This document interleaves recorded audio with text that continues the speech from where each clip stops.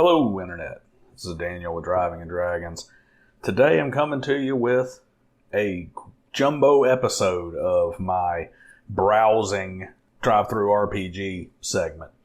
And I've got 12 horror-themed, free tabletop role-playing games that you ought to check out, based purely on reading the blurb and taking a look. And this time I actually called in some a little bit of help. So I'll see you guys on the other side.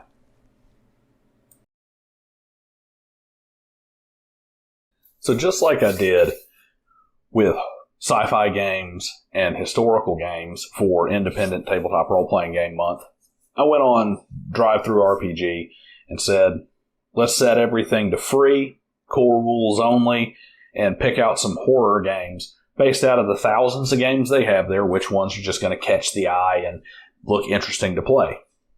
But I did something interesting on this one, a little bit of a different take. My wife does not like tabletop role-playing games, has no interest in them, and constantly makes fun of me and my friends for our quote-unquote nerd games. But what she does love is horror. In particular, she loves cheesy, gory, over-the-top horror comedy like Evil Dead.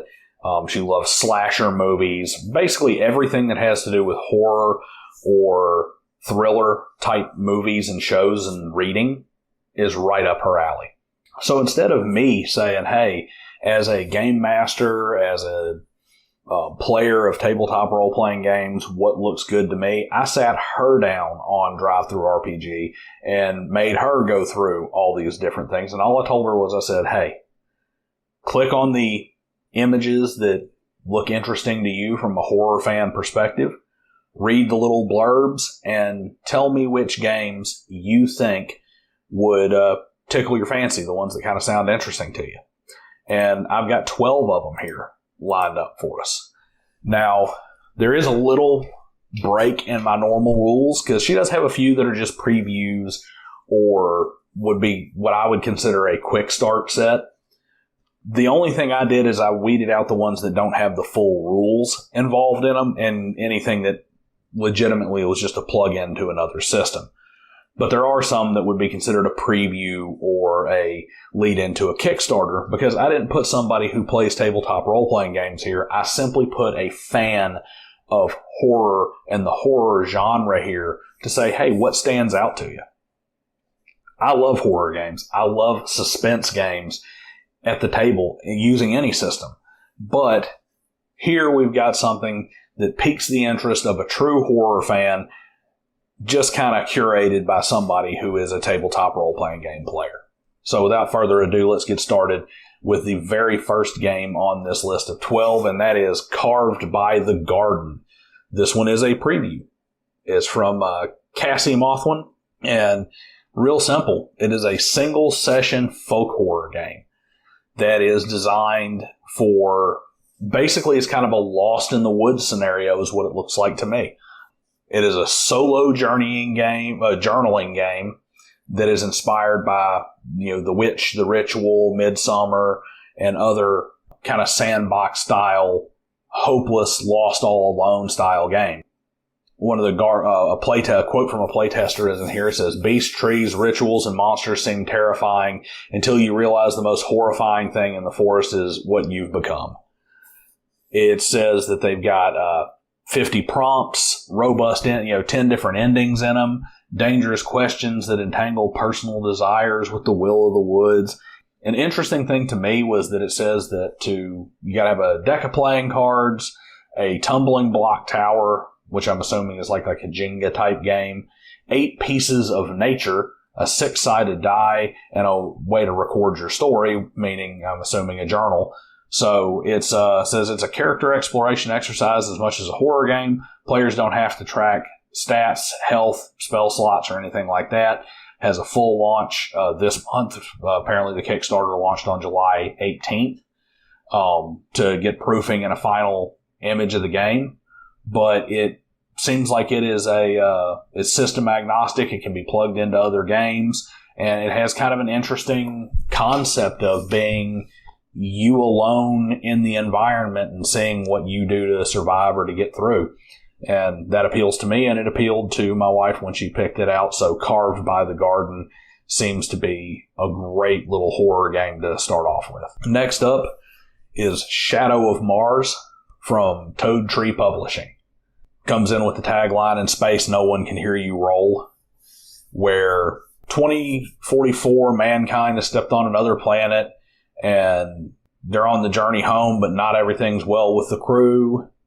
Strange alien beings slither into consciousness. It's basically a short, not deep space version, like intersystem version of the Alien movie from Ridley Scott is what it seems to be. Quick, easy to learn, short game system with no preparation on the part of the game master. It looks like it's designed to be plug and play, but the lost in space, cold, dark between planets thing appealed as once again one of the greatest ways to do horror at your table is isolation. Isolation is everything, and this one stuck out by highlighting that isolation in a sci-fi setting. Next up is Zone 28. Rules light role-playing game inspired by Stalker. Emphasis on exploration and survival and character introspection. From the look of it, it appears to be kind of like either a post-apocalyptic or a nuclear winter style post-biological attack type setting game that could lend itself to any number of different things, from true horror to suspense to horror comedy to survival horror.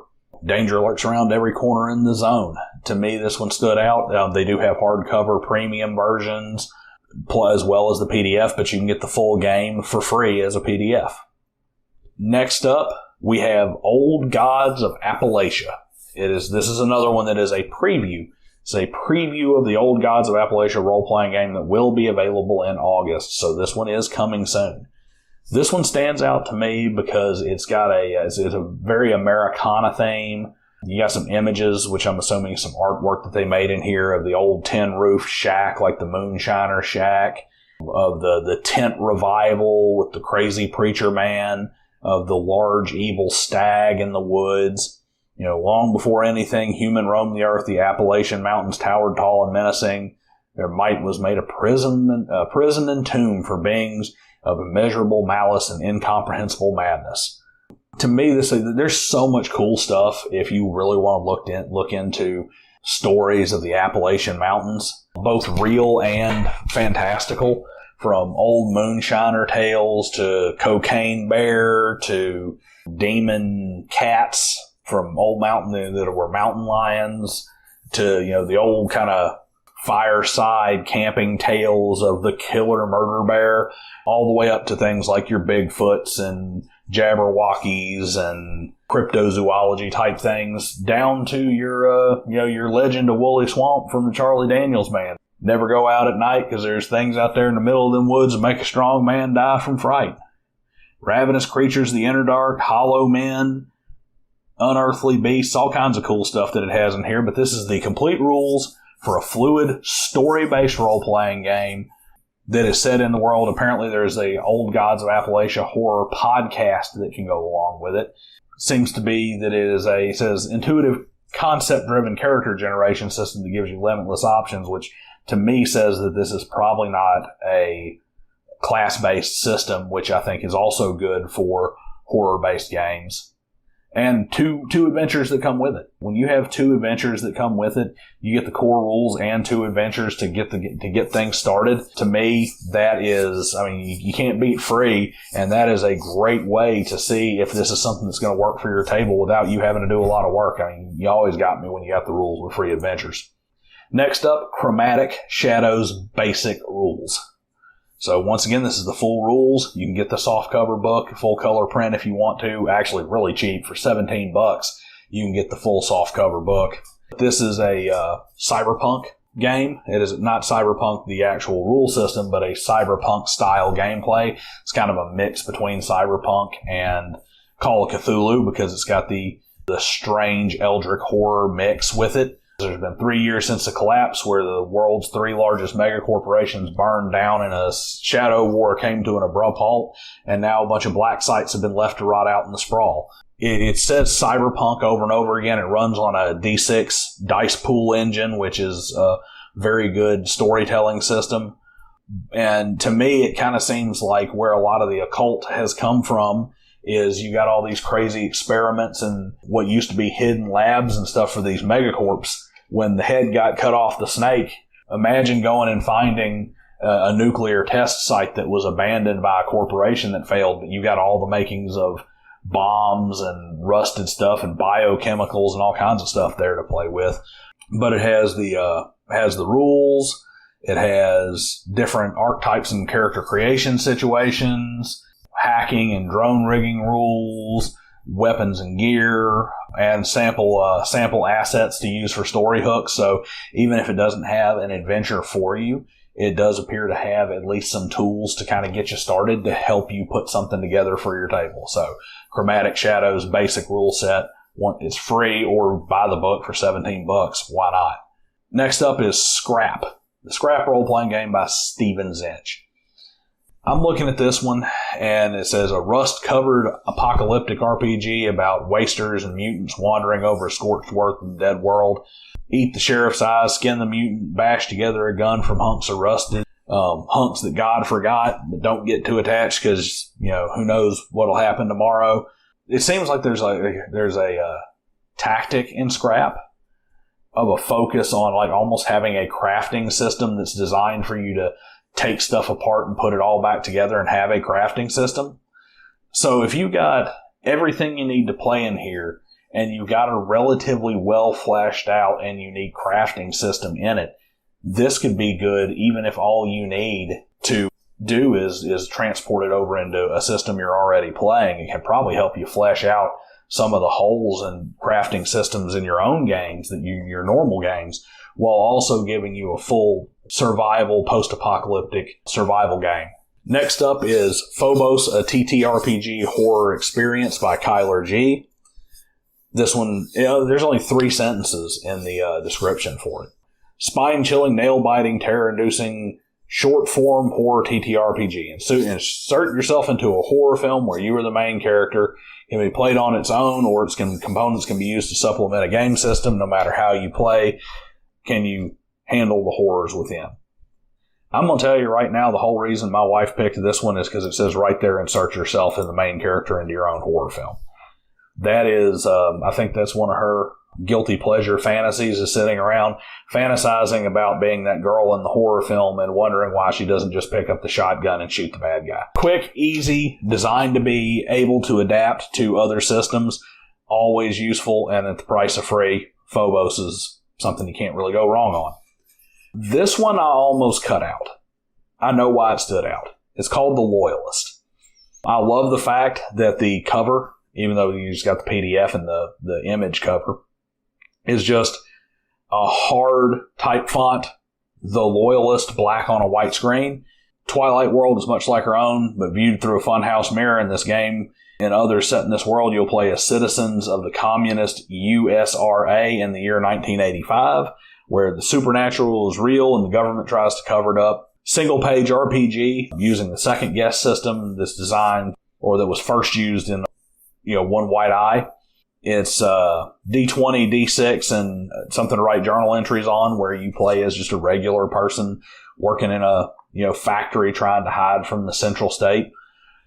Like I said, I almost cut it out because it references check out the Party First core rule book for more use. So it's really kind of an offshoot of another system, but it is kind of a unique take. And one of the reasons I included it is because what I think as a GM or as a player of tabletop role-playing games, when you're looking at horror and suspense, you don't have to necessarily have demons and eldritch horror and gross body horror and stuff like that.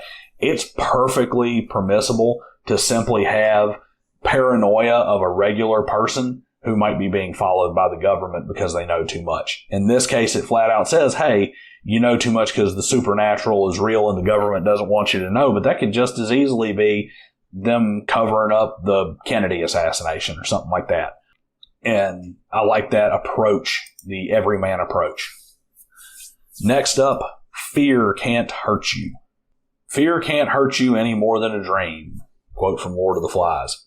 August 1984, FBI investigated a Christian summer camp for boys with multiple deaths, but the circumstances are a mystery. And you play through their story. So it kind of sounds like you're playing through a mishmash of X-Files and maybe a little bit of Eldritch horror type deal with, mixed with some Friday the 13th or any of those other 80s summer camp murder film slasher movies. It's a complete game, expanded with a quick play for the whole game. Powered by the Elemental system, it is a standalone game that assumes no prior knowledge of the rules and does not require any other cool rulebook. So you do get a full game. It is run with 6-sided die. From a GM perspective, if you're trying to get your players into the Elemental system, it's a soft introduction. But this is a complete game and a complete adventure all in one. It is a standalone game. Kind of plays off of that classic summer camp horror. The next one that you picked out was Cursed. This house, you should have never come here. It is a investigative horror role-playing game for 2 or more people, inspired by stuff like Amityville Horror, if I can speak today. Players act as cursed characters who have to unravel their clues about how they've been cursed before it becomes permanent and too late. Hate oozing from every foundation is what it says, from the very foundations of the house. So, investigative, haunted house, characters versus themselves style game. You got me there. Nothing is more terrifying than the thing that's coming from within, that's invisible, that is not something you can just go shoot with a gun or stab with a sword or cast a fireball at. 1-page rules with fluid mechanics. When you got 1-page rules, especially when it comes to horror games, the fewer rules, the better. You have to have more unknowns, more guesswork, less mechanics to bog you down in a horror game. And so therefore, this Cursed from Lee Carthulu is one that definitely needs to be looked at. The next one she picked out was the Blood Heist Free Edition. Now, this one almost would have normally gotten the axe if I'd have been picking them out because, at the end of it, it's like, hey, this is the quick start, purchase the full edition. But like I said, she picked these out because they appealed to her as a horror fan. But simple D6 rule set, core resolution mechanic has to do with dice pools and attempting to roll a 6, which is just like the Critical Role game. It's very good for storytelling, which is very important for horror games. This one apparently is based on Dracula 1 and his empire ruled by immortal squabbling vampire clans. You play as criminals, either hired by vampires or others. There's human or undead. Your characters are outsiders, not affiliated with any one great house. So basically, this is you're human or undead that are being hired by vampire overlords to do stuff. Apparently, it's an all-players-facing role game, so basically the players are doing all the rolling, which just leaves the GM free to concentrate on telling a story. Designed to be for quick campaigns and one-shots, which, to be honest, horror tends to work better in one-shots. They really do, because nothing breaks the tension like a week off of going back to the grind and hanging out and somebody going on vacation. Free edition has the complete rules of play, a character generation sheet, 6 different professions, 12 rituals, full sets of other things. Basically, it has everything you need to play the game. Just kind of an interesting situation there. The very last one that she came up was called Dark Necessities from Arctos Tideborn. Short game about vampires and other creatures of the night and giving in to their inner beast in order to gain its powers. So it's designed to be a single sheet RPG. It was made for the 2020 one-page RPG Jam, so everything is designed to be very, very short and sweet and simple. And that's just all there is to it. Nice, short, and sweet. It has a very classic clean design for the cover. It looks good, and it kind of sounds like the opposite of Blood Heist, where Blood Heist you play the lesser human filth and undead that are beneath the vampire's feet that are used as disposable labor.